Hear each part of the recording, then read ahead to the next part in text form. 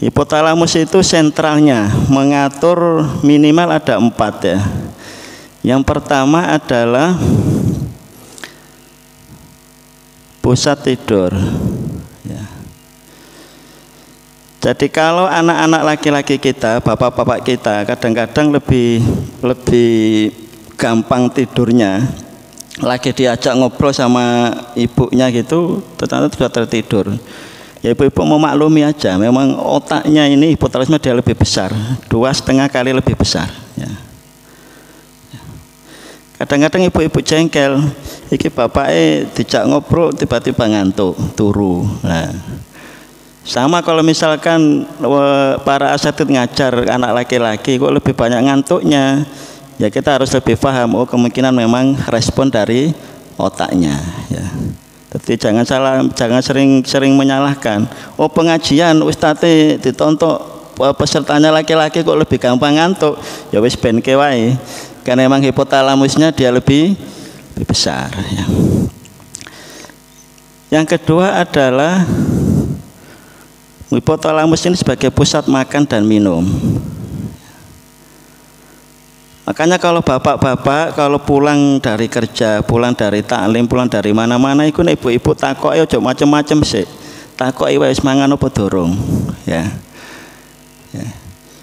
Jadi biasanya kita lihat capek dan lelah itu kalau ditanya macam-macam sudah nggak nyambung. Tapi kalau ditanya Pak, Bi sudah makan apa belum, dia akan lebih merespon, ya. Jadi kalau ibu-ibu, para ustadzah punya anak laki-laki habis keluar main-main gitu, gak usah ditakoni leliane, pulang dari sekolah, pulang dari pondok, gak usah takoni leliane, takoni aja yang simpel-simpel. Sudah makan apa belum? Baru nanti tanya yang lain-lain ya. Sama nih misalkan bapak-bapak sudah taklim sampai malam ya ditanyai wis mangan durung. Nah nek dhek ngomong belum makan, ibu-ibu yang bingung. Gua lagi panganan ini sudah jam 11 malam, tapi memang gitu otaknya ya. Yang ketiga adalah dia pusat keamanan.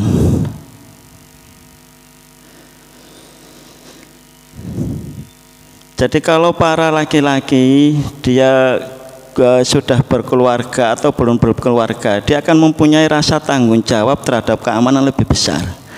Jadi di otaknya sudah di mindset, oh kalau saya punya ibu, saya punya adik, saya punya saudara, dia lebih gampang menjaga, ya, menjaga, tanggung jawab untuk menjaganya lebih tinggi. Jadi misalkan dia bekerja untuk mencari nafkah dan lain-lain, itu biasanya ya karena ini, karena didorong oleh dia ingin mengamankan kondisi keluarganya, dia ingin mengamankan kondisi keamanan dia yang ada di dalam keluarganya. Yang terakhir adalah hipotalamus ini ngapunten pusat syahwat. Jadi kalau laki-laki mempunyai syahwat yang lebih besar, ya memang ini. Makanya dalam peperangan pun Umar memberi suatu solusi, kalau tentara berangkat perang ya 4 bulan. Kalau ulama-ulama yang